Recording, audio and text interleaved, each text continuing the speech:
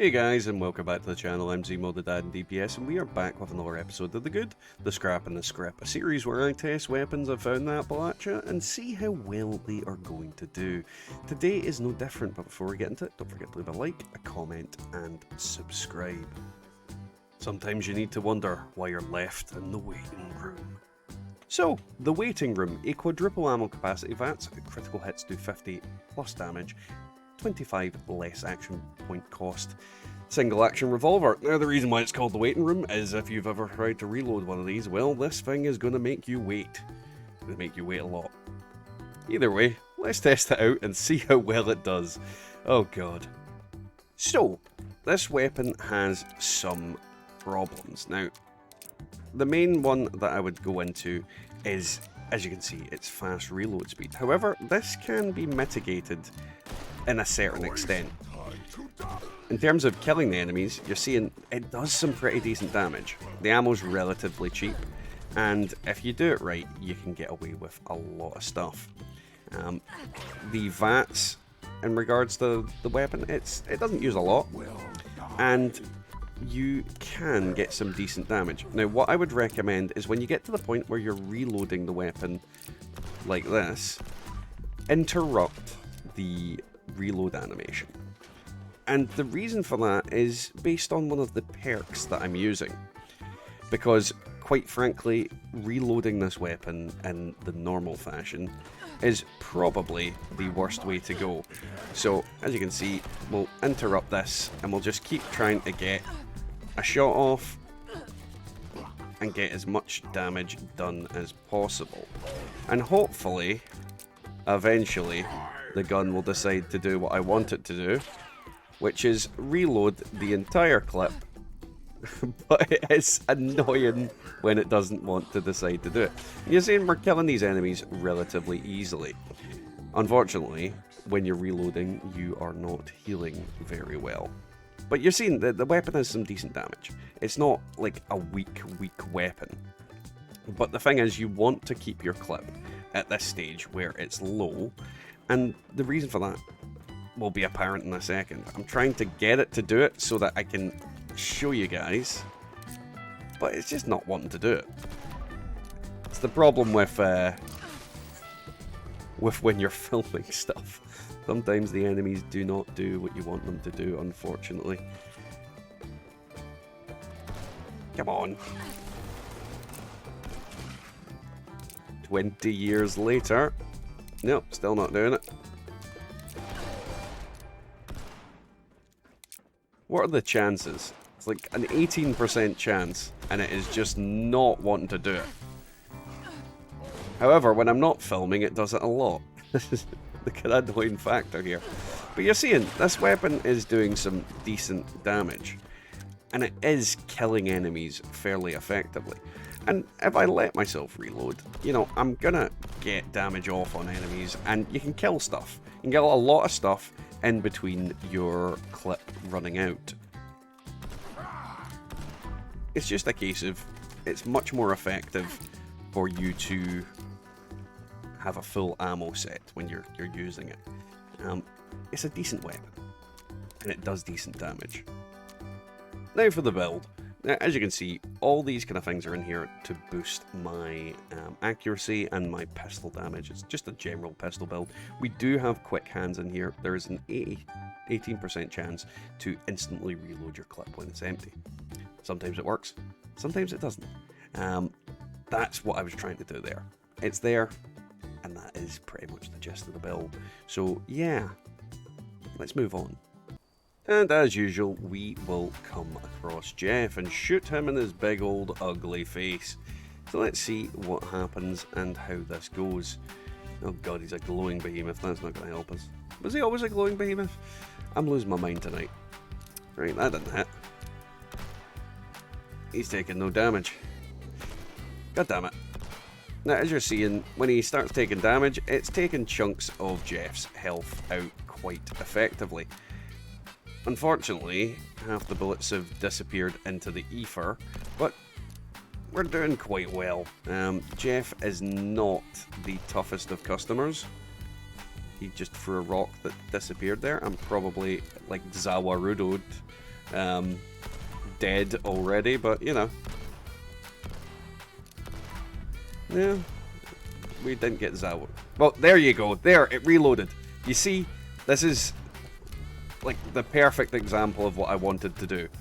And if you get the gun doing that, you are going to be in a much better position. I need to get away from Jeff because he's trying to eat my flesh. But you're seeing, it's a decent gun, decent damage, not the best at taking out the big boys because unfortunately Jeff is fairly chonky and very irate at the moment. Doesn't help that I'm not particularly well, but that is what it is. But you're seeing, yeah, kills him pretty quickly. Poor Jeff. Poor stinky Jeff. Okay, we are back with creepy Queen Bofini. And as you see, we're trying to take out her spouts, but she is a big old pain in the arse and she's chasing me and making accusations. There we go, spouts are down, so we can get to a safe distance and hopefully take out her legs. The problem with this goddamn gun is that it doesn't seem to cripple as much. And this little health. Why have you got low health? I don't know where this guy came from. He's dead now. Yeah. I don't know where that guy came from or why he was being such a pain in the neck. And now why the queen is running away from me. But you're seeing, we took out spouts fairly easily. Hopefully we can cripple the legs just as easily if the game doesn't try and shaft me. This is the thing.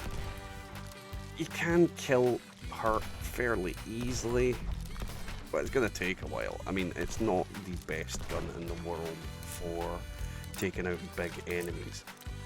And as you're seeing, you know, you're not getting the full extent of the gun because you're constantly just, there we go. That's what you want to see. You want that thing to reload. But yeah, it's going to take a while to kill her. And I don't want to bore you with it. There's really no point in me sitting here forever slowly attacking her. But you can kill her quite easily if you take out spouts and then obviously go for the legs. It's not too much of an issue. However, if she does get close in your bloody build, you are going to get yourself felt. It's going to take too long, so I can't be bothered waiting. So, how does this weapon perform in daily ops? Well, you've got a couple of problems with this weapon. It's decryption day, and, well, yeah, this weapon is not the fastest fire rate. So you have to kind of balance yourself between far enough away that they don't realise you're there, and close enough that you can get those shots in without missing. You're gonna need to get your damage in really, really, really quickly. If you don't, you'll die. Outside of that, your damage is fairly moderately okay. And because this weapon can't be silenced, you can't just sneak your way through the actual thing in general anyway. So it's difficult to use when you're solo. That being said, it's not impossible. I mean, look at that guy completely plastered over the walls. You get your ammo back fairly quickly, but when it comes to Mothmen, you're going to get your ass kicked. You are definitely going to get your ass kicked. This is not the best weapon for this sort of thing, and certainly not for the mode that we're currently on, unfortunately. There is a lot of problems here. A lot of problems. This weapon is kinda niche. I mean, as you saw there, if I'm able to get the hits in at distance, great.